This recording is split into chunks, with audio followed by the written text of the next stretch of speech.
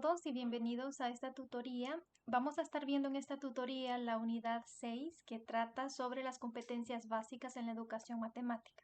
Como vamos a estar hablando sobre competencias, lo primero que vamos a hacer es ver un video de un doctor en educación, su nombre es Carlos Zarzar, y él nos va a explicar qué es una competencia.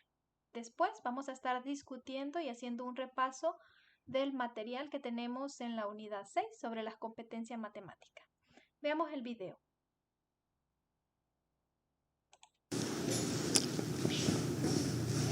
En la actualidad,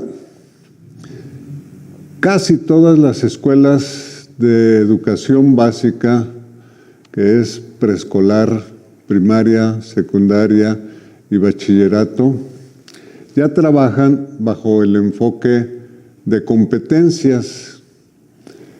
El problema es que muchas veces no entendemos qué cosa son las competencias.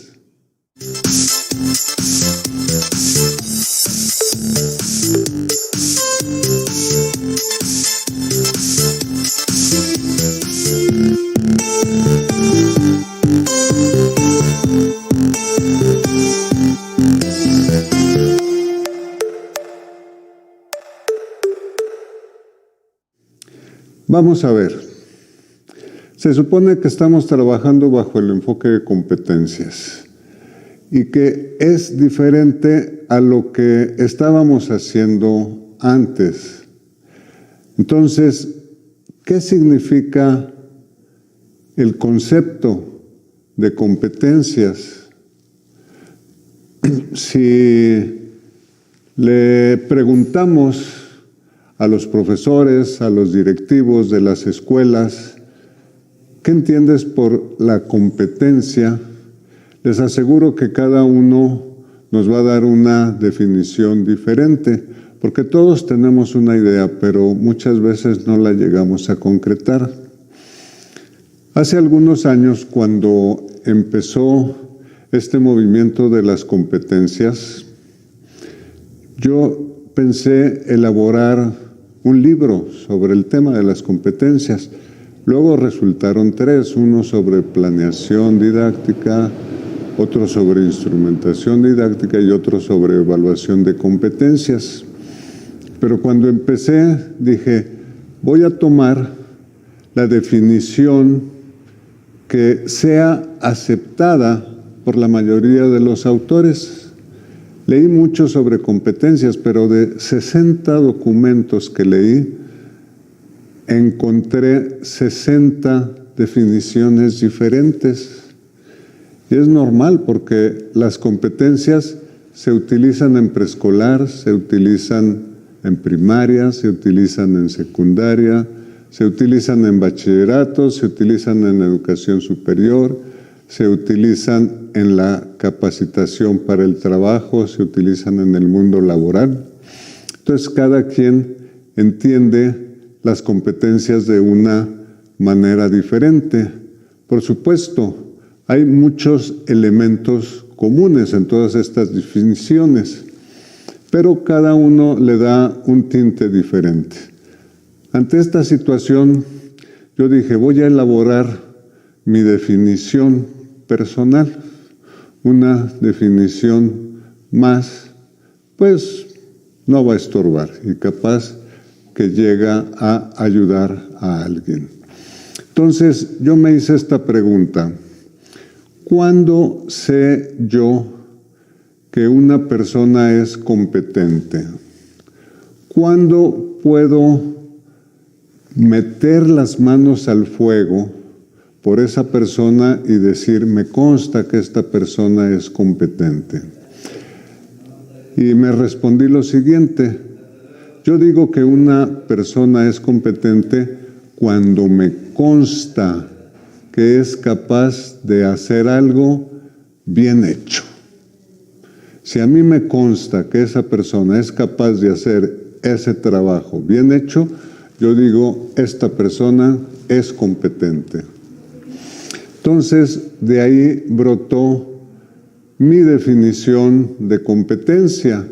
Esta es una definición personal tal vez no la encuentren ustedes en otros libros, pero entonces para mí la competencia es la demostración de la capacidad para hacer algo bien hecho.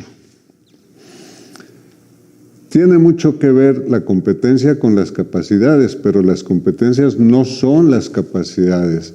La competencia es la demostración de la capacidad. La capacidad significa que una persona puede llevar a cabo algún trabajo. Soy capaz de hacer esto, pero la competencia significa demuéstramelo. Para que una persona sea capaz de hacer algo, necesita 3 elementos. Primero, necesita elementos cognitivos, necesita teoría, necesita información. Si no sabe cómo se deben hacer las cosas, no las podrá hacer bien. Pero el segundo elemento es, se requieren habilidades, destrezas para manejar los aparatos, los instrumentos, las herramientas que se tienen que utilizar para hacer eso bien. Y el tercer elemento que se requiere son las actitudes, los valores, los hábitos que se manifiestan mientras uno lleva a cabo ese trabajo. Entonces, si yo quiero ser capaz de hacer algo bien hecho, necesito conocimientos, habilidades y destrezas y actitudes y valores. Si yo tengo lo primero, que son los conocimientos teóricos, sé cómo se hacen las cosas, pero no tengo las habilidades, no voy a poder hacer bien el trabajo, porque aunque sé cómo se hace, pues no sé manipular las herramientas, los instrumentos, no sé cómo trabajarlo. Lo sé en teoría, pero no en la práctica, entonces no voy a poder hacer eso bien hecho. Si tengo lo segundo, que son las habilidades y las destrezas, si sé manejar los aparatos, instrumentos, herramientas, pero no tengo la teoría, no me va a salir bien el trabajo, a lo mejor echo a perder el producto mismo, algún instrumento, alguna herramienta por no utilizarlo bien, a lo mejor pongo en riesgo mi propia persona o la persona de los compañeros o colegas con los que esté trabajando.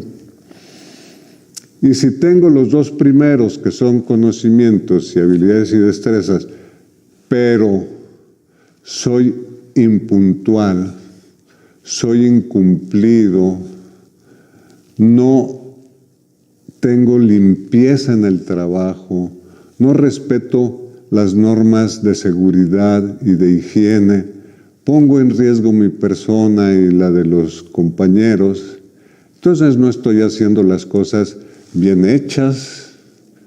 Entonces, para que alguien sea capaz de hacer algo bien hecho, requiere esos 3 elementos. Son los requisitos cognitivos, los requisitos procedimentales y los requisitos actitudinales. Pero esto son las capacidades. Las competencias no son las capacidades, sino la demostración de esas capacidades. Tú eres capaz de algo, demuéstramelo. Y demuéstramelo que lo sabes hacer bien hecho. ¿Quién dice cuándo algo está bien hecho o no está bien hecho? Pues el experto. Y en la escuela, el que dice si algo está bien hecho o no está bien hecho es el profesor. Pero no es nada más porque anda de buenas o anda de malas ese día, sino que tiene criterios, indicadores, tiene sus criterios de calidad bien establecidos. para definir si ese producto está bien hecho o no está bien hecho. Y esos criterios de calidad se deben reflejar en una guía de evaluación o en una rúbrica de evaluación.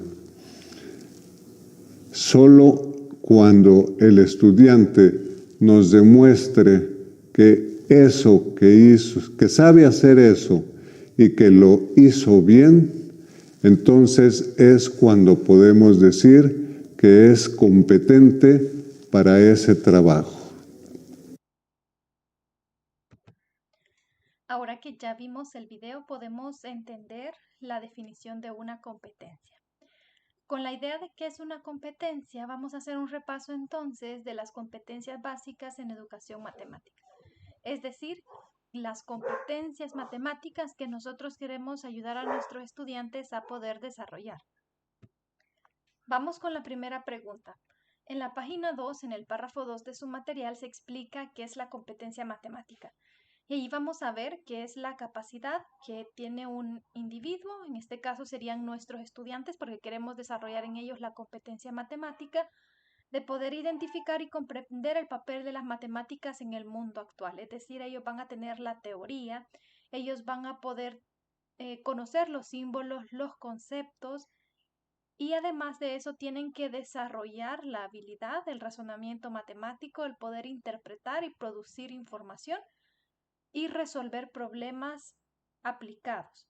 Si nosotros logramos eso en nuestros estudiantes, entonces estamos desarrollando en ellos o ayudándolos a adquirir la competencia matemática. ¿Por qué es útil e importante la competencia matemática? Porque nos permite utilizar el razonamiento matemático para poder enfrentarnos y resolver los problemas de la vida diaria. Y podemos desarrollar esta competencia en los estudiantes en la medida que apliquemos los conocimientos matemáticos a diferentes situaciones de la vida cotidiana. Cuando la persona desarrolla la competencia matemática, va a poder poner en práctica estos conocimientos que ha aprendido para poder resolver un problema. Y eso es lo que queremos lograr con nuestros estudiantes.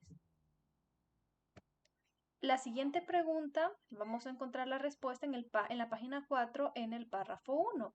Nos dice que expliquemos una de las dificultades a las que se podría enfrentar una persona al no desarrollar la competencia matemática. Y ahí vamos a ver varias dificultades. Por ejemplo, imposibilita entender la información y provoca distorsión en ella, o dificulta la organización personal y familiar y social de las personas, ya que evita la creación de estrategias y planificación de decisiones donde los números aparecen, además que reduce sus posibilidades en la búsqueda de empleo.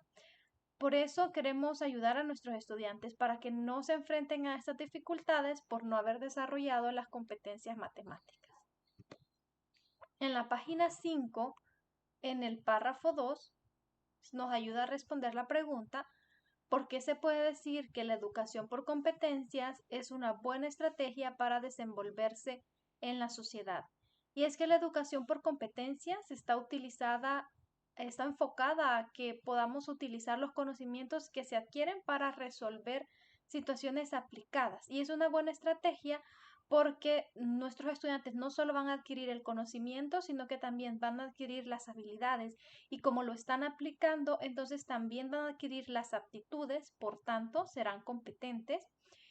Y cuando hablamos de una competencia matemática, pues tenemos que ayudar a ver a nuestros estudiantes que es útil lo que está aprendiendo y que les va a ayudar en diferentes contextos de su vida. Vamos a hablar sobre, entonces, la importancia de que ellos aprendan y desarrollen las competencias matemáticas y también cómo nosotros podemos hacerlo. Pero primero vamos a ver algunas facetas del conocimiento matemático. ¿Cuáles son las dos facetas básicas del conocimiento matemático? Bueno, la primera faceta es la faceta práctica y, como su nombre lo dice, está pensado en las necesidades de la persona y en su entorno para ayudarle a que tenga una mejor calidad de vida. Entonces, esa es la faceta práctica. Después tenemos la faceta formal, y en este caso, pues las matemáticas ya las formalizamos a través de un lenguaje propio matemático. Nosotros tenemos estas dos facetas en la matemática y vamos a aprender cómo podemos aplicarlo a las competencias. Pero también hay dos tipos de conocimiento matemático. El primer tipo de conocimiento matemático es el conceptual y se refiere a la parte teórica, a lo cognitivo. Y después tenemos el conocimiento procedimental y eso ya tiene que ver con las estrategias y con las habilidades para poner en práctica los conceptos, de utilizar los símbolos, argumentar, etc. Entonces, veíamos que tenemos dos facetas del conocimiento matemático, la práctica y la formal, y tenemos dos tipos de conocimiento matemático, el conceptual y el procedimental. Esto está ligado a las competencias porque al hablar de la faceta del conocimiento matemático, práctica y formal, ya nos está diciendo que el estudiante necesita la parte cognitiva, que sería la parte formal propia del lenguaje matemático, pero que también necesita la parte práctica o la procedimental, que sería ya la habilidad de utilizar todos estos símbolos, conceptos, los interpreta, usa su razonamiento y podemos decir que es competente en matemáticas. Vamos ahora a esta pregunta. Dice, ¿cuáles son los 5 procesos generales de la actividad matemática? Tenemos 5 procesos. El primero es formular y resolver problemas, modelar procesos y fenómenos de la realidad, comunicar, razonar, formular y comparar y ejercitar procedimientos y algoritmos. Esos 5 procesos pues ayudan al desarrollo de la actividad matemática. La siguiente pregunta dice, ¿cuáles son las 7 capacidades matemáticas fundamentales? La primera es comunicar. La segunda es matematizar. Estas son competencias que queremos ayudar a desarrollar a nuestros estudiantes. La tercera es representar. La cuarta es razonar y argumentar. La quinta es elaborar estrategias. La sexta, usar lenguaje simbólico, formal, técnico y operaciones. Y la séptima, utilizar herramientas matemáticas. Si nosotros logramos esto, que ellos adquieran estas capacidades o estas competencias, entonces vamos a decir que nuestros estudiantes son competentes en matemáticas. Y por último, como dijimos, las competencias no solo tienen que ver con tener la parte teórica, lo cognitivo y también tener la habilidad, sino que queremos que ellos también tengan las aptitudes. ¿Cuáles son las actitudes que se necesitan o que incluyen la competencia matemática? Bueno, primero ellos tienen que tener una actitud positiva ante la resolución de problemas. Esa es una actitud necesaria cuando se trata de matemáticas. Perseverancia es otra actitud que ellos necesitan adquirir. También trabajar en orden y en claridad, porque cuando se resuelve un problema es necesario para el buen trabajo que sea limpio y en orden. Por eso es que les enseñamos que la pizarra tiene que estar, la pizarra y su cuaderno con el mismo formato, para que ellos vayan trabajando de forma ordenada. Y por último, también el trabajo en equipo colaborativo para resolver problemas, que sepan escuchar las ideas de los demás de manera respetuosa y aceptar opiniones para el trabajo en equipo y solución de problemas. Esas son algunas actitudes que incluyen la competencia matemática. Hay algunos proyectos que se han hecho en la búsqueda de ayudar a los estudiantes a que ellos aprendan por competencias. Un proyecto que se menciona en el material es el proyecto PISA. Eso se trata de una prueba donde se evalúa a los estudiantes en base a competencias. Vamos a ver un video corto que nos explica de qué se trata esta prueba para poder entenderlo un poquito mejor. ¿Qué son las pruebas PISA? PISA es un esquema de evaluación creado por la OCDE, Organización para la Cooperación y el Desarrollo Económico. Pretende crear una medida estandarizada para comparar los sistemas educativos de un país a otro. Las pruebas se realizaron por primera vez entre 1997 y 1999 y desde ese momento se determinó que su ejecución sería cíclica, cada 3 años. Los estudiantes son seleccionados a partir de una muestra aleatoria. Son elegidos en función de su edad. 15 años y no del grado escolar en el que se encuentran, séptimo a 11. Este sistema de evaluación se concentra en examinar las competencias, es decir, se busca medir a los jóvenes en cuanto a sus habilidades para analizar situaciones, resolver y solucionar problemas en escenarios a los que se podrían enfrentar en su vida adulta. Más allá de saber de memoria un texto literario o un tipo de ecuación específica para solucionar un problema matemático, las pruebas PISA buscan que los estudiantes tengan presente la lógica para encontrar la respuesta correcta. Este diseño de preguntas se enfoca en 3 competencias: competencia lectora, competencia matemática y competencia en el área de ciencias.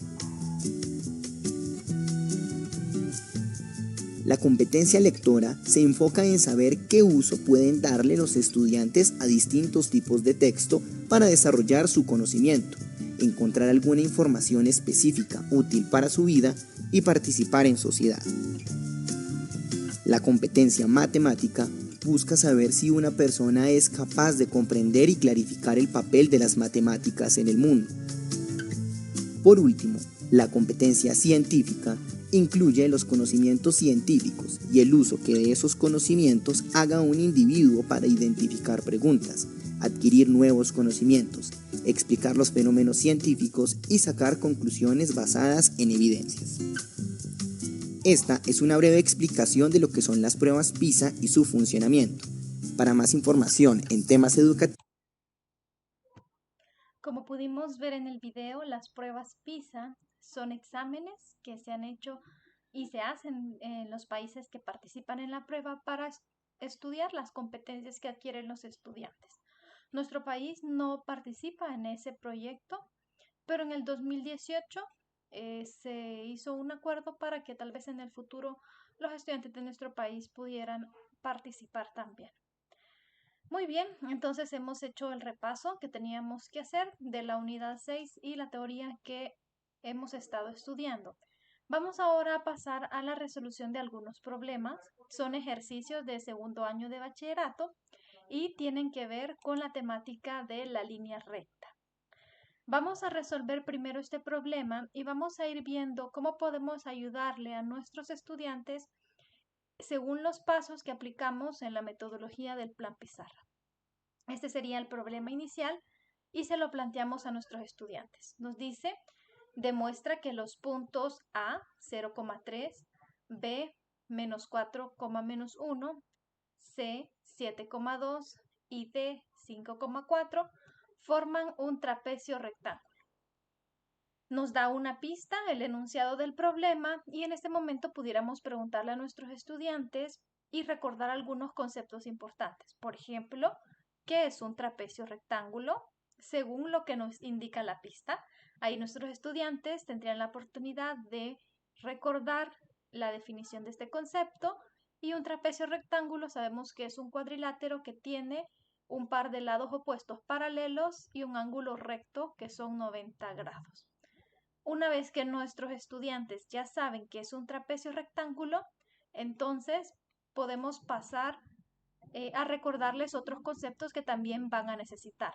Por ejemplo, ya que hemos estado estudiando la línea recta y estamos haciendo una demostración donde dos lados opuestos son paralelos, queremos recordar cuando dos rectas son paralelas. Podemos hacerle esa pregunta a nuestros estudiantes y saber que dos rectas paralelas son así cuando sus pendientes son iguales.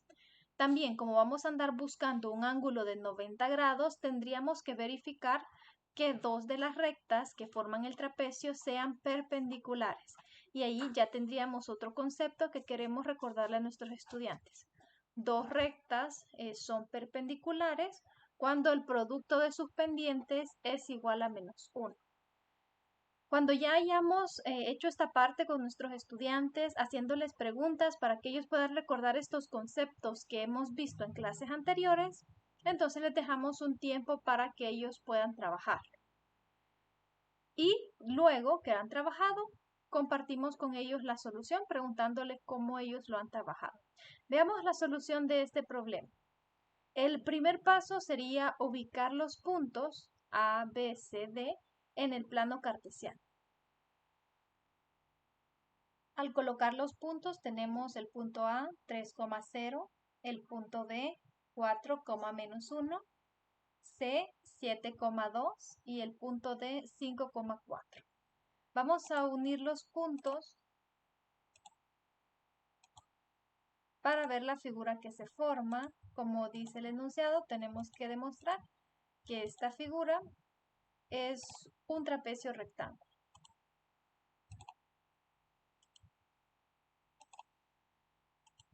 Ahora vamos a trabajar con las pendientes para hacer la demostración.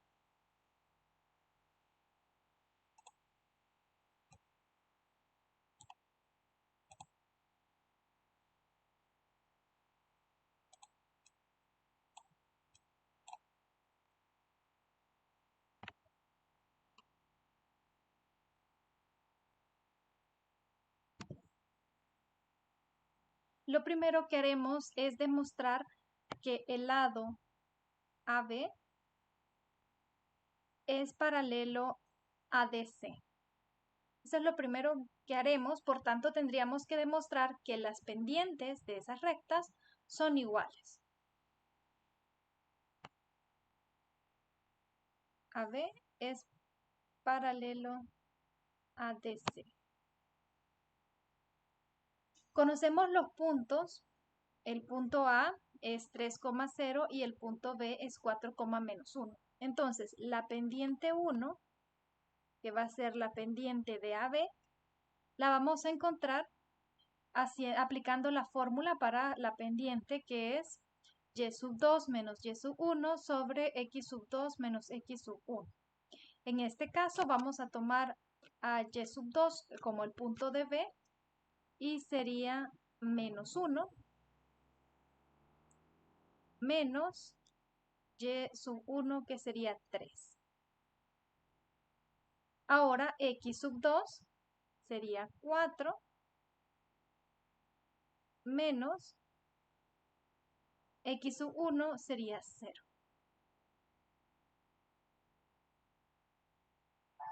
Operamos -1 menos 3 menos 4. 4 menos 0 es 4. Menos 4 entre 4 es -1. Y ahí ya tenemos el valor de la primera pendiente, que es la del segmento AB. Vamos con la pendiente 2.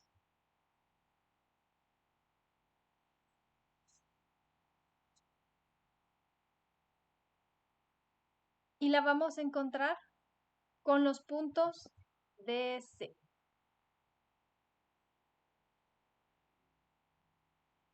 Igual, y sub 2 menos y sub 1.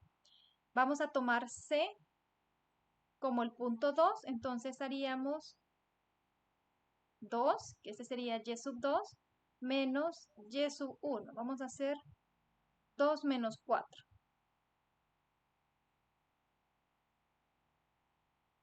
X sub 2 sería 7, siempre empezando en C, y x sub 1 sería 5. 7 menos 5.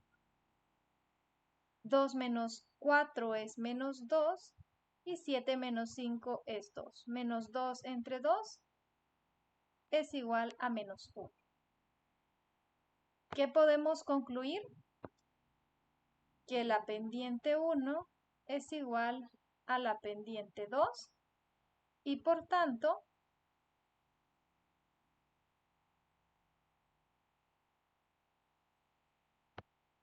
AB es paralelo a DC. Ahí ya hicimos el primer paso, donde demostramos que sus lados opuestos son paralelos. Ahora vamos a demostrar que este ángulo que se forma es de 90 grados, por tanto tenemos que demostrar que AB es perpendicular a BC.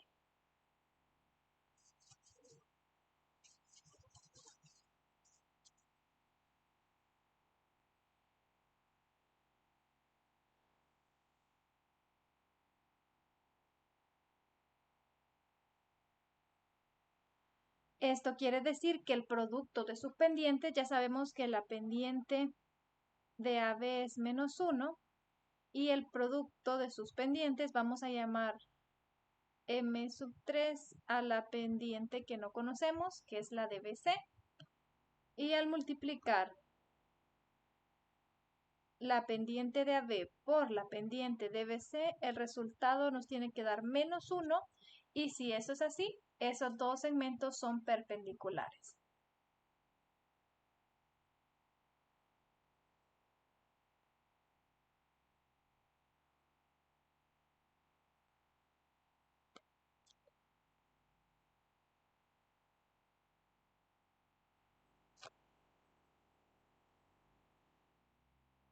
Vamos a tomar como el punto 2 al punto C.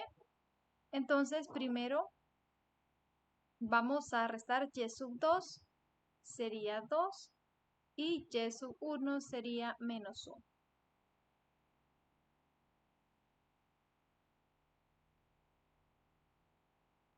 El punto C es el punto 2, entonces vamos a restar en las X, 7, que sería X sub 2, menos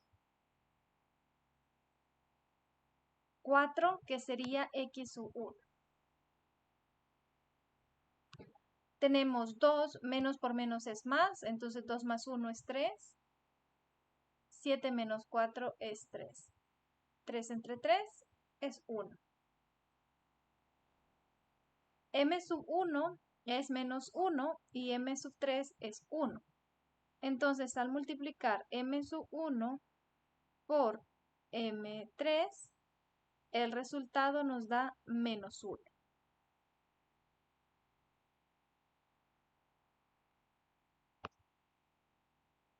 Y con esto verificamos que en efecto los segmentos AB y BC son perpendiculares, es decir, que forman un ángulo de 90 grados. Hemos demostrado, por tanto, que los puntos que nos daba el enunciado realmente forman un trapecio rectángulo. Los lados opuestos son paralelos y hay dos lados que forman un ángulo recto, es decir, de 90 grados. Vamos a ver otro problema.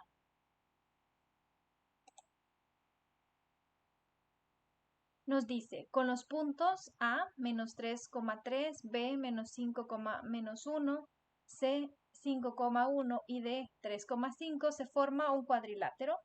Demuestra que el cuadrilátero formado por los puntos medios de los lados de ABCD es un paralelogramo. Primero tendríamos que ayudarles a nuestros estudiantes a recordar qué es un paralelogramo. Un paralelogramo, podríamos preguntarle qué es, y si no lo recuerdan, pues ayudarles con la definición del concepto. Es un cuadrilátero cuyos lados opuestos son paralelos. Por tanto, el primer paso sería colocar los puntos en el plano cartesiano, encontrar los puntos medios y verificar que en la figura que se forma al unirlos, sus lados opuestos son paralelos. Una vez teniendo claro esto, pasamos a colocar los puntos en el plano cartesiano. Tenemos el punto A que está en menos 3,3, B que es menos 5, menos 1, C 5,1 y D 3,5. Ahora tenemos que encontrar los puntos medios de cada uno de estos segmentos para poder formar la figura y ver si la figura que se forma al unir los puntos medios es un paralelogramo.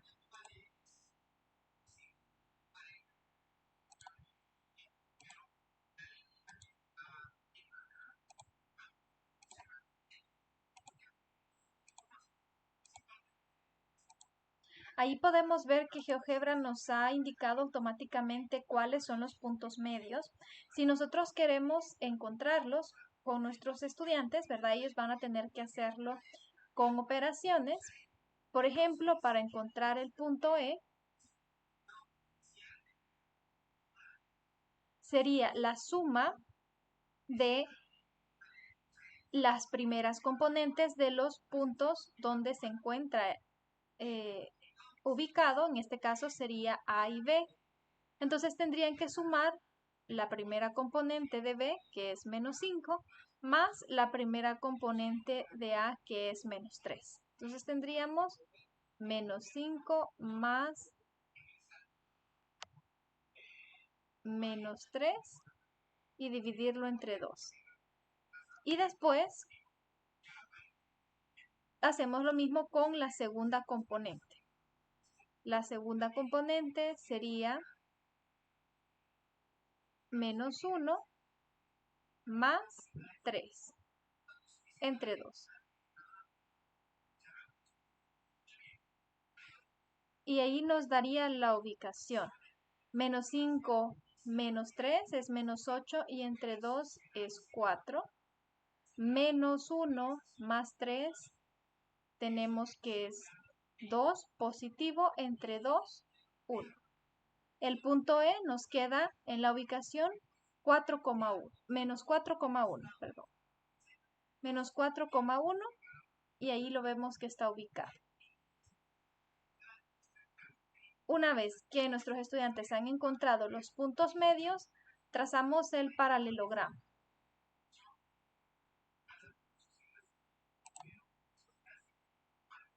Bueno, trazamos el cuadrilátero que se forma y queremos demostrar que el cuadrilátero es un paralelogramo.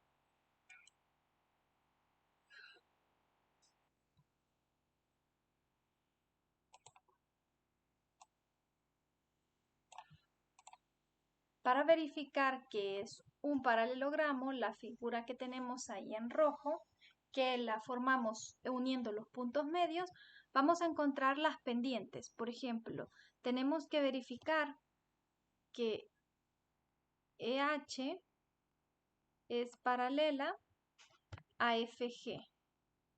Y para eso tenemos que encontrar la pendiente de EH y la pendiente de FG. Los puntos, vamos a llamarle M1 a la pendiente de EH y de nuevo, la segunda componente Y sub 2 menos Y sub 1. Vamos a tomar H como el punto 2 y E como el punto 1. Entonces, Y sub 2 sería 0, porque estamos ahí en el origen, menos Y sub 1 sería 1. 0 menos 1. Ahora nos vamos a mover en el eje de las X. X sub 2 también sería 0.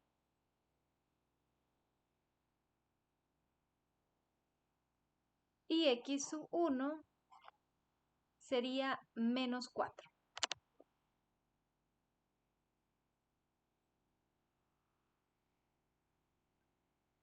Cero menos 1 es menos 1 y 0 más 4 es 4. Entonces la pendiente es menos un cuarto. Vamos a encontrar ahora la pendiente de FG. Vamos a tomar a F como el punto 2. A G como el punto 2 y a F como el punto 1.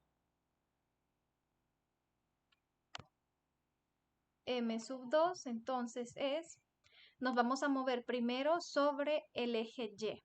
Sería el punto 2, en el eje Y tenemos 3, menos F, que sería Y sub 1, 4.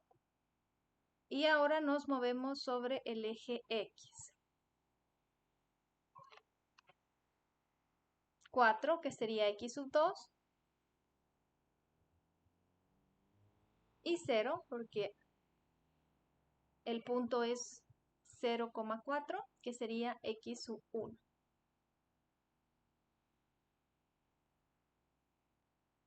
3 menos 4 es menos 1 y 4 menos 0 es 0. Entonces también nos queda menos un cuarto.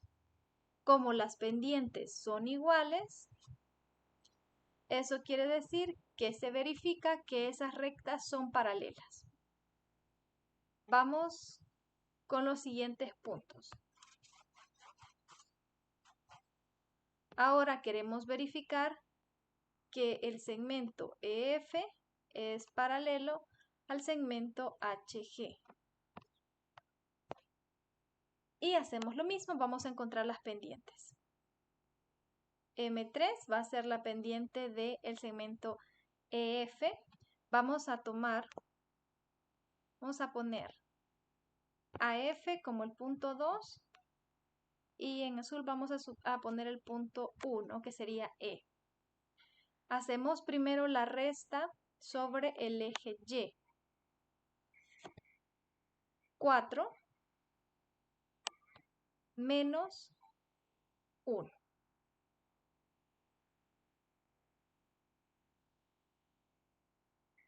Ahora nos movemos sobre el eje X. 0, que es el punto en X de F, y menos 4.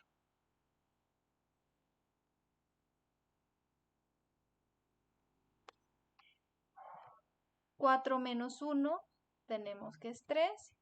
Y 0 menos menos 4 es 4 positivo. Entonces la pendiente es 3/4. Vamos con el siguiente segmento.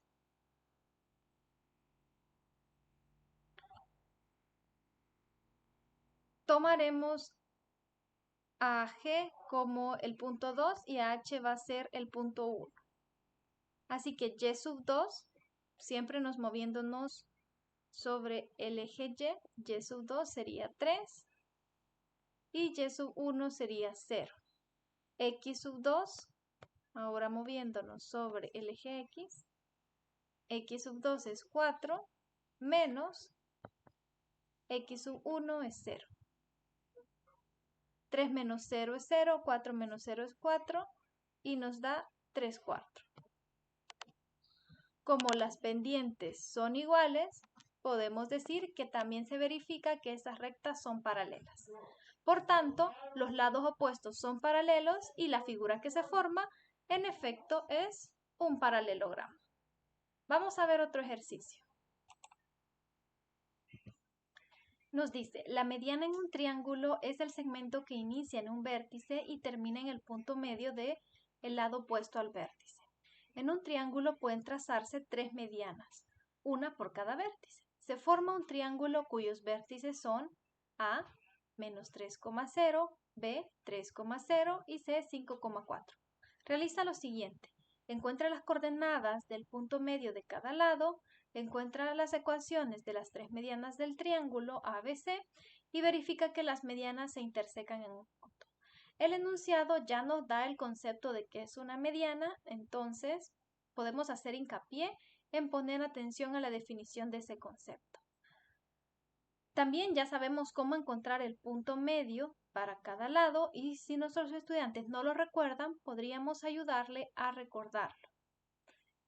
Las ecuaciones de las 3 medianas las vamos a encontrar aplicando el concepto de la ecuación de una recta conociendo 2 puntos. Primero tenemos que encontrar la pendiente de la recta y después aplicamos la fórmula para encontrar la ecuación de la recta conociendo la pendiente y el punto o conociendo los 2 puntos. Por último, vamos a verificar que se intersectan en un punto, por tanto tendríamos que resolver el sistema y ver que en efecto las 3 rectas coinciden en un punto en común. Vamos a comenzar primero haciendo la gráfica, haciendo la figura, colocando los 3 puntos en el plano cartesiano.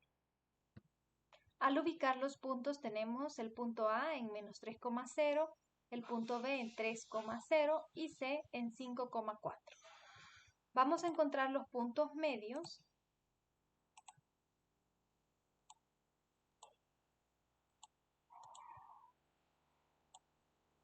Y nos dice que la mediana es el segmento que une el vértice con el punto medio en el lado opuesto.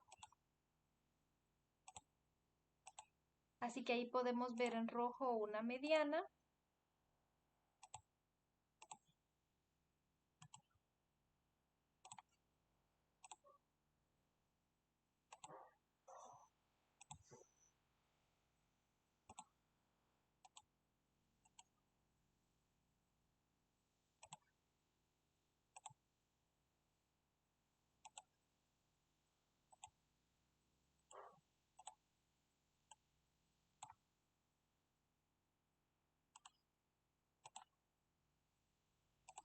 y nos dice que se intersectan en un punto. En efecto, podemos verlo que así es. Nosotros queremos encontrar primero las coordenadas de esos puntos y también queremos encontrar las ecuaciones de las rectas de cada una de las medianas, para después hallar ese punto que hemos llamado G, que es el punto donde se intersectan las tres medianas.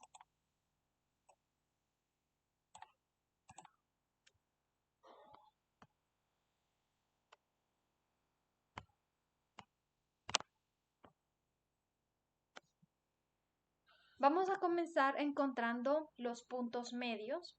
Primero, vamos a encontrar el punto medio de AC, lo hemos llamado D. Y el punto medio, pues tenemos que sumar y dividir entre 2 las primeras componentes de ambos pares ordenados. Entonces, la primera componente de A es -3 más la primera componente de C es 5 y dividimos entre 2. Hoy vamos con la segunda componente. La segunda componente de A es 0 más la segunda componente de C es 4 y dividimos entre 2. -3 más 5 es 2. 2 entre 2 es 1. 0 más 4 es 4. Entre 2 es 2. Entonces podemos ver que en efecto el punto D está ubicado en 1,2. De la misma manera tendremos que calcular la ubicación del punto E. Ahí podemos ver que al aplicar el mismo proceso nos quedará en el punto 0,0. Y por último, F está ubicado en el punto 4,2.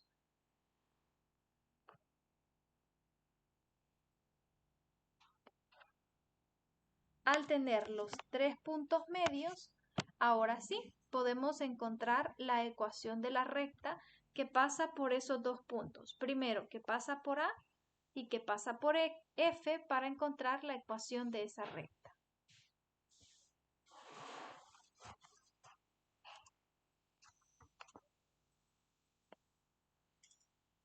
El punto A es -3,0 y el punto F es 4,2.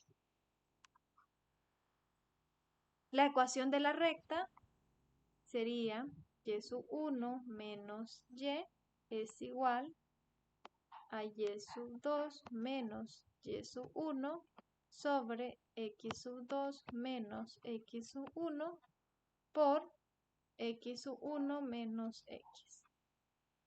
Sustituimos los valores dependiendo a quién queremos tomar como x sub 2, y sub 2, x sub 1, y sub 1. Vamos a decir que este es nuestro punto 1, entonces este sería x sub 1, y sub 1, x sub 2, y sub 2. 0 menos y es igual, y sub 2 vale 2 menos 0 sobre x sub 2 es 4 menos 3. X sub 1 es -3 menos x.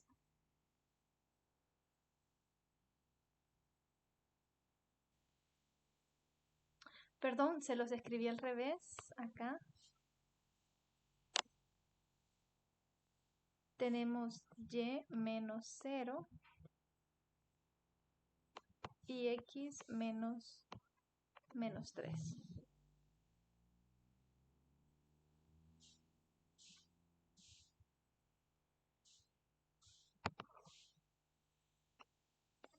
Y menos 0 nos queda y. 2 menos 0 es 2.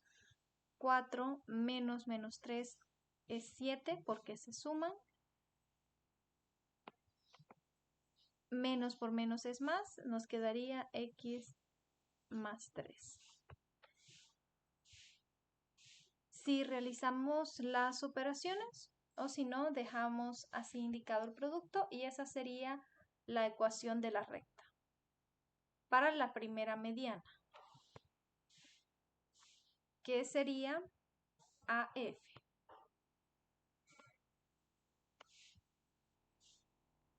La siguiente mediana será la que está entre los puntos E y C.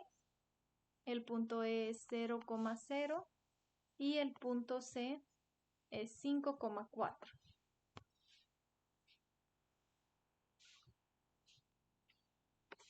Aplicamos de la misma manera y menos 0 es igual. Vamos a tomar este como nuestro punto 1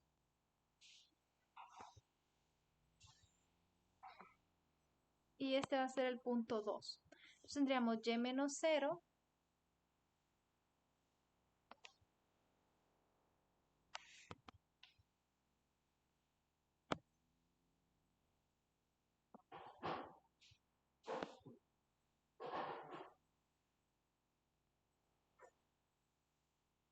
4 menos 0 sobre 5 menos 0 por x menos 0. Y es igual a 4/5 de x. Y allí tenemos la ecuación de la siguiente mediana, que sería esa de ahí.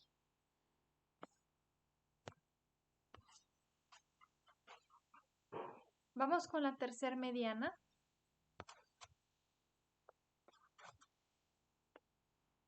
Y la tercera mediana está en los puntos 3,0,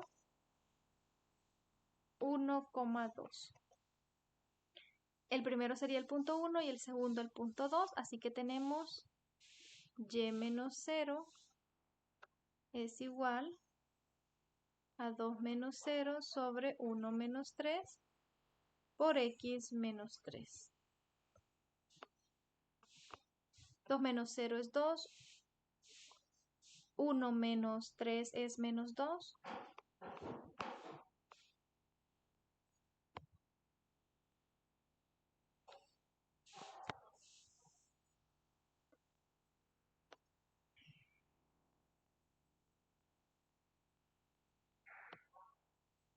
Menos 1 por x menos 3 nos da menos x más 3.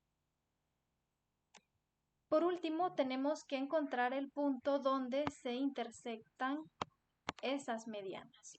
Vamos a usar dos de las rectas que encontramos, y igual menos x más 3 y la otra fue y igual a 4/5 de x.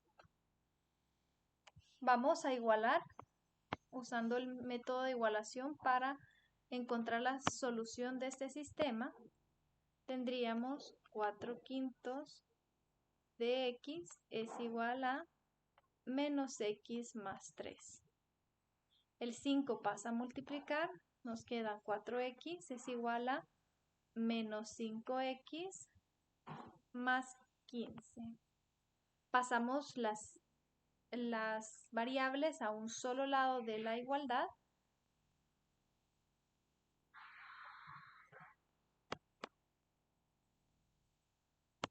(9x es igual a 15). El 9 está multiplicando y va a pasar a dividir. Simplificamos sacándole tercera. Tercera de 15, 5 y tercera de 9, 3. Así que el punto donde se cortan es el punto x igual a 5/3. Para encontrar su imagen en y, solamente tenemos que sustituir en una de las ecuaciones. Y es igual a 4/5 por ese valor de x.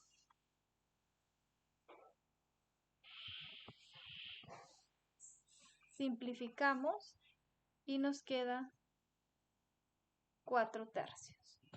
Entonces el punto donde se intersectan es 5/3, 4/3, que es el punto G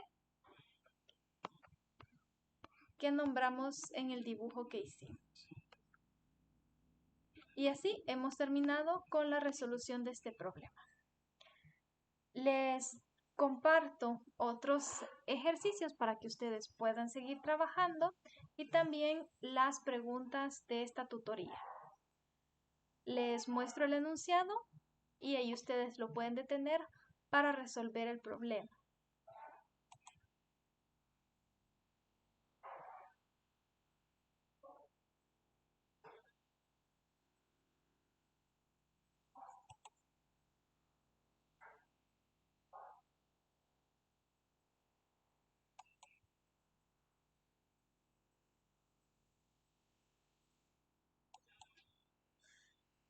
En las preguntas de esta tutoría, nos presentan 3 de los problemas más importantes de la educación matemática son los fines, los medios y la evaluación.